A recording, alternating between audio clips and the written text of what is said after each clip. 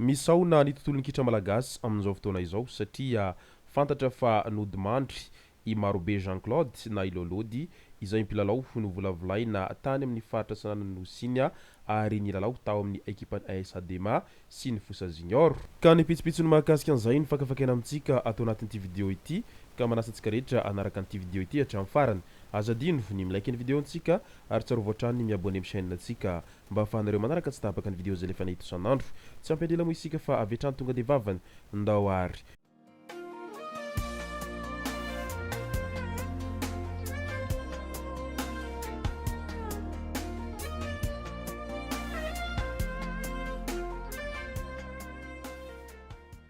Ny tonga tsy miaraba hono na mantesitra ka dia faly miaraba isika rehetra mpanaraka tsy tapaka an'ity chaîne ity tenako amin'ity androandroany ity arakan'izay efa natsiviko zay dia ny eo amin'ny taranjam-bolana kitra malagasy dia misaona amin'izao ankehitriny zao noho ny fahalasanany ilay kintany bolana kitra malagasy. Fa milohany anarantsika an'izay dia andao aloha ho resantsika ireto tsara ho fantatra manaraka ireto. FMI nilaza ny avy eo anivon'ny tahirom-bola iratsam-pirenena na ny FMI fa misy fihenana kely ny vidim-piainana raha oharina tamin'ny fetra avondrindra tamin'ny volana janoary. Tsy tokony hanalefaka ny politika ambolan'ny banky foibe i Madagasikara na BFM raha tsy efa mazava tsara fa hita mitsotsorika midina tanteraka amin'ny lalany izay fihenana izay ny fidangany vidim-piainana. Hanamafy kokoa ny fampiharana ny rafitra politika arabola ao amin'ny BFM izay miankina amin'ny tany zanabola ny fanatsarana fanampiny eo amin'ny fitantanana ny tahiry arabola ny vinavina ara-toekarena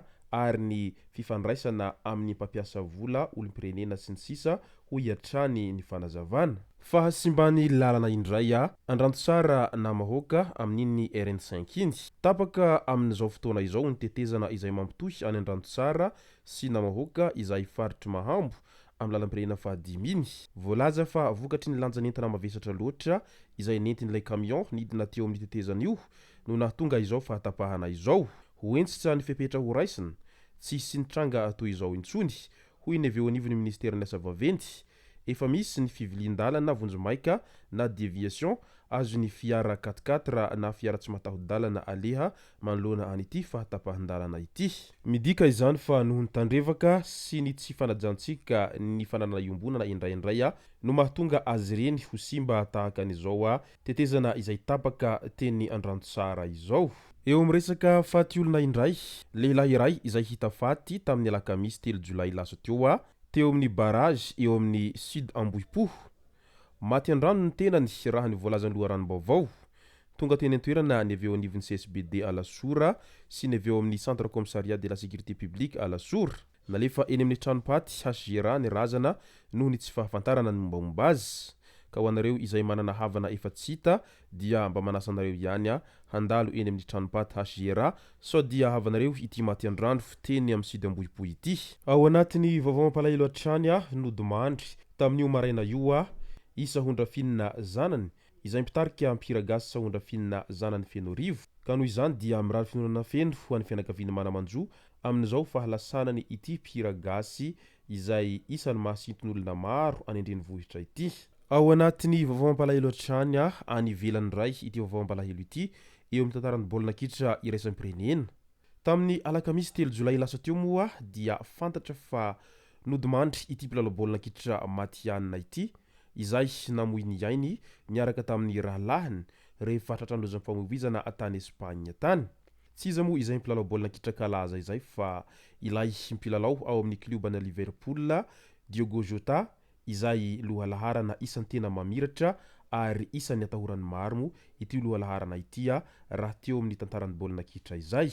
Portugais ny lehilahy ary efa nandray anjara imbetsaka teo amin'ny lalao hiraisan'ny Portugais sy amin'ireo ekipa-pirenena hafa ary isan'ny namiratra ihany koa ny lehilahy raha teo amin'ny ekipa-pirenena izay.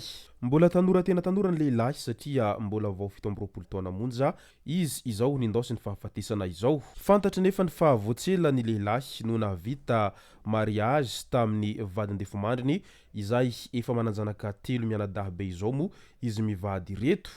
Dia fotoana vitsy taoriany izay nahavitan'izy ireo mariage izay izy izao maty ny loza famovizana izao. Nirehetra ilay fiara izay noentin'izy ireo ary tsy nisy azony raisina intsony na ilay fiara na ry zareo tao anatiny ilay fiara izay. Arak'izany dia misaona tontolon'ny baolina kitra eran-tany amin'izao fotoana izao noho ny fahalasanany ity mpilalao baolina kitra kalaza any ivelany ity.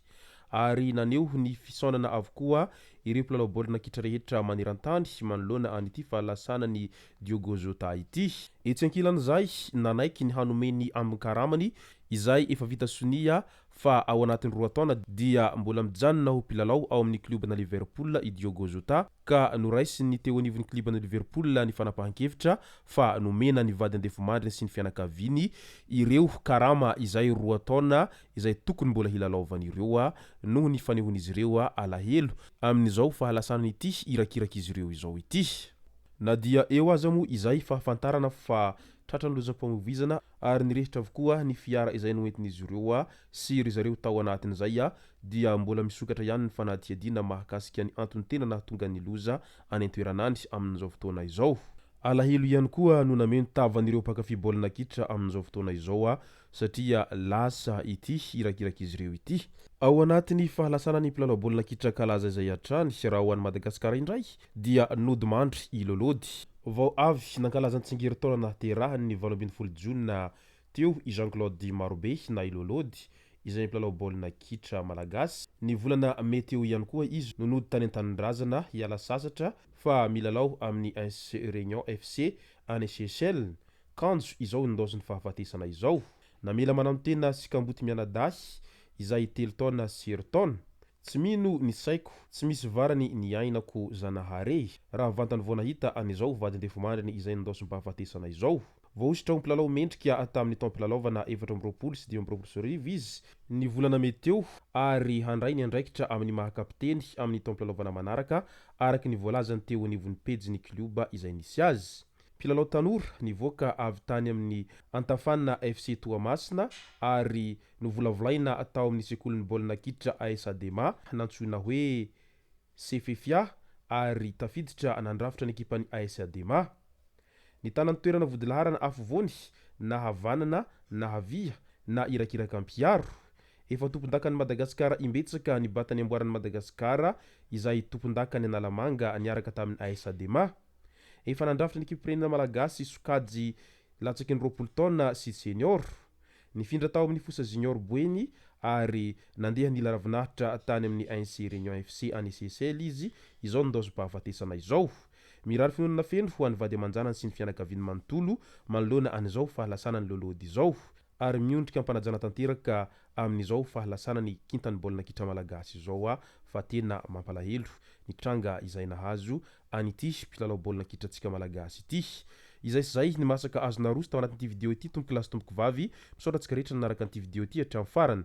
Aza dino ny milaiky ny vidéontsika ary tsarovatra trany ny miabone amin'ny chaîne antsika mba ahafahanareo manaraka tsy tapaka ny vidéo zay lefa nahita isan'andro. Tompoko lasy tompoko vavy makasitraka dia mirary soa.